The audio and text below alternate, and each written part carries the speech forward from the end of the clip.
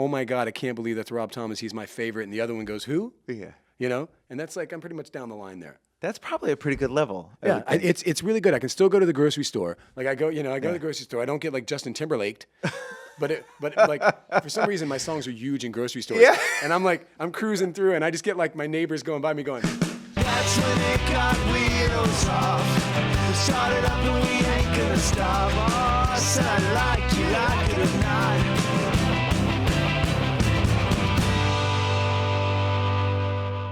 Welcome to Wheels Off, a show about the messy reality of the creative life. I'm Rhett Miller. Rob Thomas is a singer, songwriter, record producer, and multi-instrumentalist. But you probably know him best as the lead singer of the alternative rock band Matchbox 20. He's collaborated with Mick Jagger, Willie Nelson, and Santana, and he's released 3 solo records, most recently The Great Unknown in 2015. Rob creates what Rolling Stone magazine calls sparkly pop music that actually strikes a chord with people at a time when the world is very short on bona fide pop stars. That ability that Rob has to strike a chord with people is what makes him so special and why I'm so glad he's my guest today on Wheels Off. Welcome, Rob Thomas. hey, how you doing, Rhett? Really good. Thanks for making the trip in. We're in New York City right now. In New York City. And you and I both live a little north. Yeah, it's sadly not close enough. It's like you're in the Westchester area and I'm in the Hudson Valley proper. Right, like we're about an hour, I'm about an hour from the city and you're about an hour from me. Yeah. Just to give a little geography lesson here on where we are. What's your exact Address. address?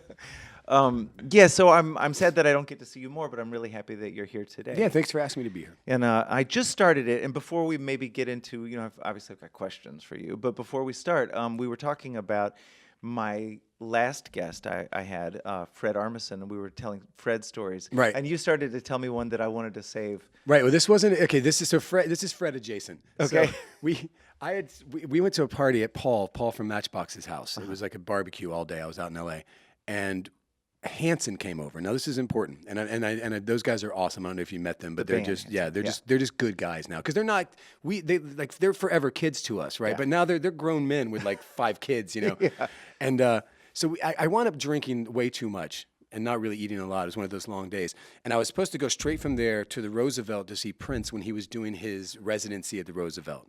So I get there and I'm a little wasted, and I sit in the front, and I'm sitting right next to Fred Armisen, and I got Wendy Melvoin on my other side. Wow. And I'm like, and it's Prince, and it's a room like this big. It's going to be a life-altering moment, right? I get so sick that I just do this Irish goodbye, and I just get up and I walk out the room, and I just make it to my hotel, and I start puking all night, and it's just one of those nights. But all I keep thinking is that I missed seeing Prince to drink with Hanson, and I thought there must be something wrong in that dynamic. Nothing against Hanson, but none of us are Prince. So, yeah. And to see Prince next to Fred Armisen. Next to Fred Armisen, who does such a great Prince. And he's been on record saying that the reason he started doing his Prince impersonation was to meet Prince. Right, and it worked. And he got to, and you didn't. And I didn't, I did not get to. No, I never did. Oh. I never did. I was always like right next to, hi. You did meet Hanson, though. I did. So I got that story. And those guys are also famously really sweet, lovable guys. Just like you. No, I don't know about that. But thank you so much for being on this. And yeah, you've already got the idea. Like, already what you've said is super useful. Like, watch your consumption, kids, because you may wind up missing out on your chance to see Prince. You just might miss that. And then you never know when you're not going to have a chance. Aww. Yeah. So tell me what it is you're working on right now and why it's inspiring you. Well, I just finished a new solo record that I was kind of working on through last summer that I'm going to put out next year. I think it's a weird time now too when you start talking about like what does that mean putting out a record anymore? Yeah. I mean, I still have a huge radio base, so like there's still a single that's going to happen in February, and then the record rolls out in August. But then they start, or in April. But then they start talking about but maybe in January we'll just have the whole record on Spotify. Yeah. And it's almost weird because it's almost like all these people are consuming music in their own way. And if you're a person that's an early adapter and you're a streamer and you go on Spotify and that's how you're consuming music, but if you're a person that doesn't live in that world, then you don't know that's happening over there and you won't hear that song until it comes on the radio. So everybody's just kind of consuming in their own little universe now. So wait, I'm confused. The record will be available on Spotify, but it won't be released until April? Yeah. Isn't that weird? That doesn't even make sense to me. It doesn't at all. but it's also like you're getting conflicting reports because you have like your management who's going, no, we're just going to throw everything out there. It's great. Let's just get, and then you've got your label who's going, don't let anybody hear anything. Don't make sure it doesn't get out there. We got to keep it secret. But then like 2 years ago when you're making a record, nobody cared about keeping it secret because it was just all kind of out there. Yeah. But I think now labels are making more money off of streaming services. So now that they're making the money, they want to make sure they keep it, Isn't close that to nice the for vest. them? Yeah. They keep explaining it to me about it's a grat track. Okay, this is a grat track, short for gratis. Mm-hmm. So we're going to give this track away for free. I'm like, oh, really? I thought we were kind of giving it all away for free at this Right. point. But they're doing a grat album. Like your album. I think, yeah. I mean, well, it's one of the ideas that keeps getting thrown around, and I think back and I think on that time, and I think about you and I and how lucky we are that, if you're coming in now, you get one of those 360 deals, which is a whole nother animal. Mm-hmm. And so at least like you can give them your grat track because you can go out and make your money on touring and you can make your money on merchandising and all that stuff, and they don't have a piece of that. Yeah. Which I think is kind of everything that's happening now is the backlash to that. Yeah. Like if you're a label and you go out and you throw millions of dollars at 17 different artists and only one of them works, and you're just in the hole for all that money. Yeah. And now they're not making any money. So really, what we're talking about here is sort of the machinations of the current versus maybe now the defunct record industry, and like you're in that sort of weird period when you finish your record, you're waiting for it to come out. You're sort It's of Schrodinger's record right now. yeah, it's Yeah. yeah. Nobody knows if does it make a noise? Yeah. On Spotify it will in January. But so, do you find that to be a really complicated time, fraught with fear? Like I've always had a hard time during that 4-month window. Well, I mean, yeah, I think that, if you're a writer, you're probably fueled by self-doubt, or at least that's where it first kind of came from. And everybody thinks it's the opposite, that you have this. And there has to be, I think, some sort of narcissism that's in there because whatever comes out of that self-doubt, you have this feeling like people need to hear this. Yeah. And if that's got to be some sort of narcissism that's in there. And you got to go in front of people and go like, people are going to love this, But then I put out a solo record a couple years ago that I wasn't completely happy with. Oh, interesting. I tried some different things. I worked with some producers. I wanted to kind of shake things up, and it wasn't me. It was like a bad fitting suit at the end of the day, and it had maybe 4 or 5 of really what I thought were really good songs on it, but then the rest of it just wasn't me. So it made me more scared going into this because it was the first time I questioned myself. Yeah. Am I good at this? Like, I don't know if I'm any good at this. And right up until then, I think I had this kind of blissful ignorance that like, of course I'm good at this. This is what I do. Enough people have told me I'm good at this. It must be, it must be true. And so now I think this is the first time that I've really felt very humble and had a lot of self-doubt for real about the outcome, not just, what goes into the songwriting. Well, that's a big thing that I want these conversations I'm having to be about, is that sort of that the self-doubt that maybe drives us, like you're saying, and it's an oxymoron. People think that, oh, they must be so super confident. But I mean, I think of it as like sort of the imposter syndrome, right? Do you ever get the feeling that like people are going to find out that you're not who they think you are? I mean, what is your self-doubt born of, do you think? Well, I mean, I think when I was young, like I came from a house where, my mom was an alcoholic, and that kind of puts you in a weird mindset where you don't feel like you deserve. Yeah. And then you go out and try and find it, which I think is somehow where you find music, right? Because you find something that you connect with, and you find something that loves you back. Yeah. And I think that's where that starts to go. But then I think that if you're lucky and you have any kind of success and any kind of sense, then you start to wonder if you really deserve that success, because you have so many friends that aren't doing as well as you, and they're amazingly talented, right? And then you have so many people that are doing amazing that you just don't think are that great, and you're like, so you're not sure what that line means, success in and of itself, what that means. And then I think you just have a lot of people saying, wow, I love you have this success, and they love this record and they love this song, and then you're just like, okay, but what if I let them down? Like, what if it just isn't up to that? Like, what if I hit that wall and then I'm just not going to be good anymore? Boy, that's a weird fear. Or feeling. now, what if it's not even about being good anymore. It's you have to be good with the craft, but you also have to fit within the times that you're in. And the times are moving without you. How many great artists have stayed great at what they do, but then the times just didn't want that anymore. I wonder if the ones that have are the ones that have unmoored themselves from the time. Probably. Like I mean, there are the people that have. Tom Petty was a great example of someone who just did exactly what Tom Petty did and didn't care, and he fell in and out of favor with popularity, but he never lost his fan base, and he only grew as a legend by doing that. I think Springsteen has always been that guy too. Yeah. Boy, it's so interesting to hear this because when you started and when that first record came out, and I remember hearing your stories about even when you wrote Push and how that was sort of written as like you were waiting for an A&R guy who no-showed on you, Yeah, right? yeah. And just the kind of that anger, that there was like a hunger and an anger, and those things are obvious. And I think to anybody that is looking at your story from the outside, they're obvious. But then, as a pretty young man, you're wildly successful, and you've been able to keep it going for so long. Like you've persevered and persisted and been consistently good for so long. Like, what do you think? Is that I think we'll leave it on that. Thank you. Yeah. Is that hunger? Is it still always that same?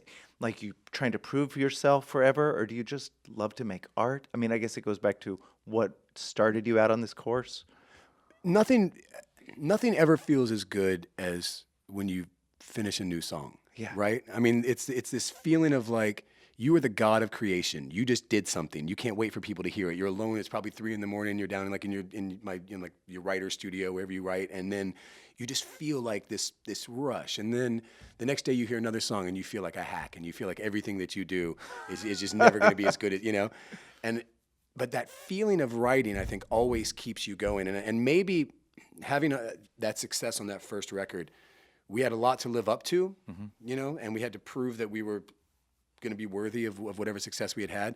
And then there was a lot to live down at the same time, because it's that thing of like you walk into a room and people think, oh, you must think you're hot shit. And you're like, oh no, I really think I'm a piece of shit. Like you have no idea. Like, I don't think I belong here, and then you're in rooms with bigger and bigger artists and these talented people that you've admired. And you're just like, I don't belong here. And then that kind of drives you into, it's not about the success. It's about wanting to do something that those people would respect and like. Sure. Like when I was writing with Willie Nelson, it wasn't about, I want Willie Nelson he's Willie Nelson. He thinks I'm whatever level I'm at, it's cute to him. You know what I mean? But like you want to do something where like you walk in a room and he's like, I like that, son. And then you're just like, oh, little goosebumps everywhere. Got it. You and I both toured together with Train years Yeah. ago, and I remember backstage at a thing in Austin where we were doing a Johnny Cash tribute, and Buddy Miller was there, and Pat from Train was grilling Buddy Miller, who at the time was playing with Robert Plant. And there Pat was right in the second wave of having like his sort of second round of hits. Yeah, it was when it went really big, because that was like the Drops to Jupiter time, right? Somewhere Well, no, around there. Drops is when we were out with them, and then the second round was that. It's Yeah. the a few like 5 or 6 years ago. Okay. And so Pat was Oh, this was like the Hey Soul Sister. exactly. Right, So yeah. Pat's grilling Buddy Miller about Robert Plant, who Buddy's playing with, and Pat's saying, "Do you think Robert Plant has any Train on his iPod?" and I can see him doing it. and Buddy's like, "I don't know." And Pat's like, "It would just mean so much to me," and I'm like, "It's so But you never know when funny." Pat's being serious either. Yeah, that's because true, he is the too. most like Dry. stone-faced dry. Yeah.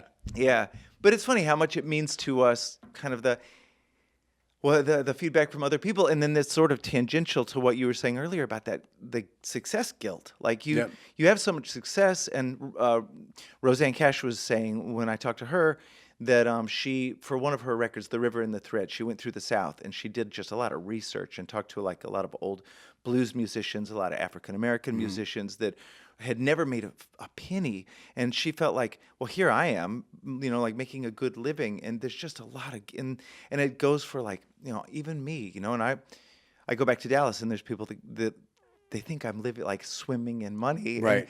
And in a way, I've been so lucky. So, I mean, I guess how do you live with that? I mean, what do you do?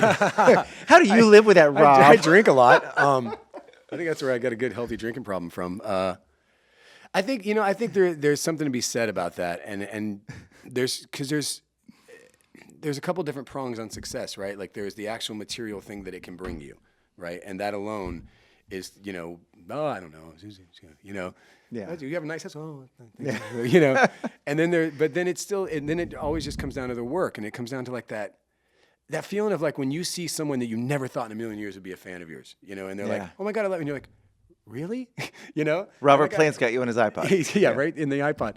I really feel that all the time. Like, really? Oh wow, right on. Because I'm at this level of fame, I think, where it's like two people could walk into a room and one would be like, "Oh my God, I can't believe that's Rob Thomas. He's my favorite," and the other one goes, "Who?" Yeah.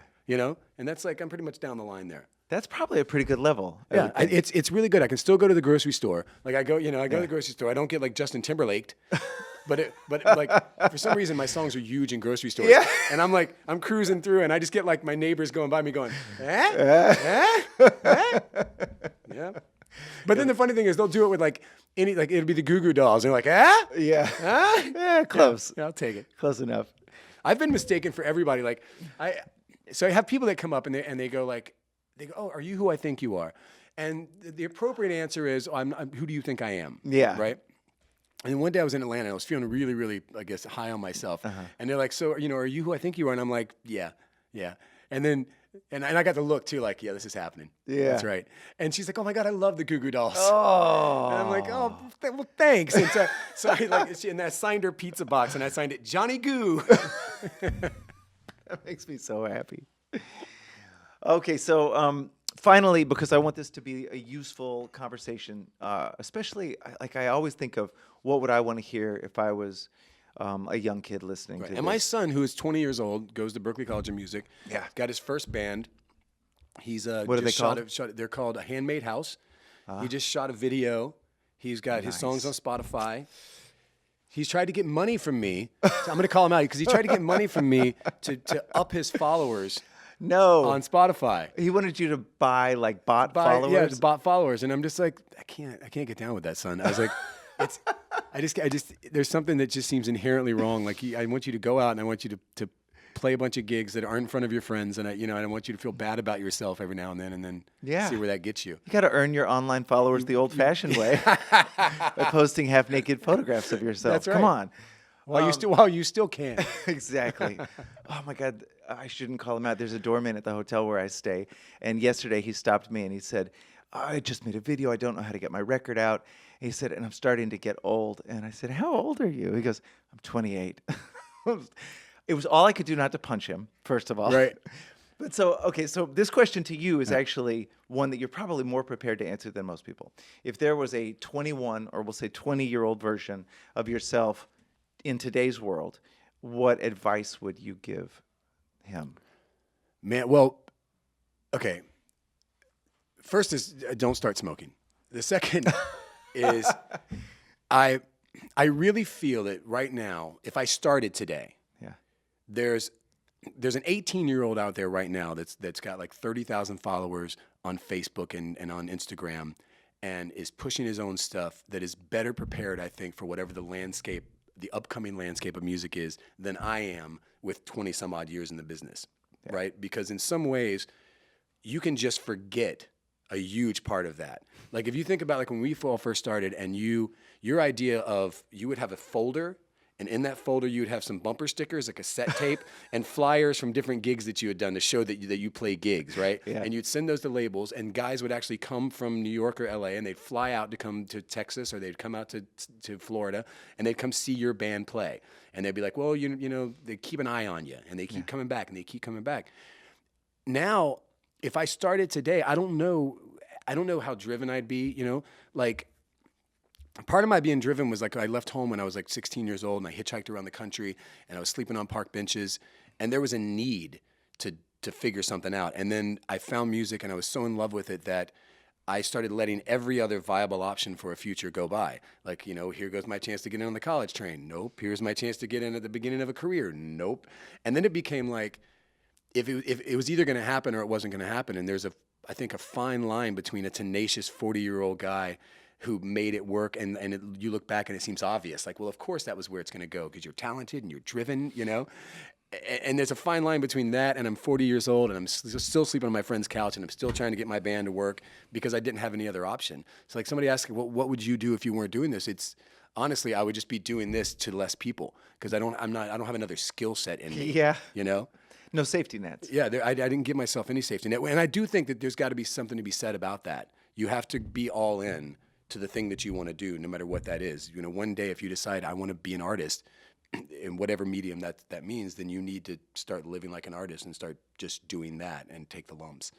But today it's a whole different world. I don't know what it means to be internet famous. Like I'm talking a lot, sorry. No, that's the point.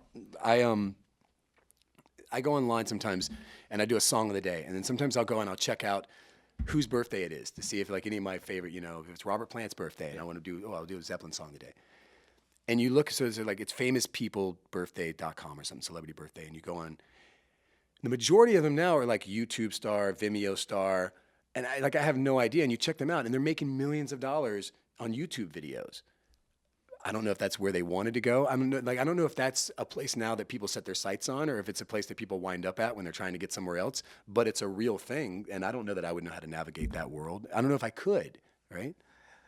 Well, you would have come up in a world that prepared you for that, rather than a world that prepared you. That's the thing is, yeah, exactly. There was a different time that I was coming up in, so I didn't have those skill sets. Yeah. And maybe I would, or maybe I wouldn't though, or maybe I would use it, but just use it to further music. Like I kind of think that no matter what whatever time I came up with, this is what I would want to be doing, and I would try and figure out a way to do this. But who's to say? Maybe I would instead I'd upload a video of me open up Christmas boxes and it would get 1 million views, and I'd be like, I am the world's greatest unboxer, and find a way to live with that. Well, I'm really glad that you chose music. I think that you have like a weirdly magical touch with making songs that really speak to people. And so I'm glad you did music and you're not an unboxer. And thank you so much for being with me on this podcast today, Rob. I just said podcast. I was going to try never to say podcast. Lyle Lovett has a rule when he's introducing a song on stage. He never says the word song. I think that's cool too, because the worst right is when somebody goes, this song is about... Right. Oh my God. That's especially when they try and do like it's going to be their storyteller's vibe. Yeah. But their whole storytelling vibe is just like, well, this song is a song about my mom. Yeah. Oh, good. That's a cool story, bro. Thanks. way to rock it. Anyway, this is a podcast about you, Rob Thomas. Thank you so much. This is not a podcast. It's a conversation. Yeah. This is a conversation cast. Yeah. Well, thank you very much. Thanks, man. Good to see you again. Yeah.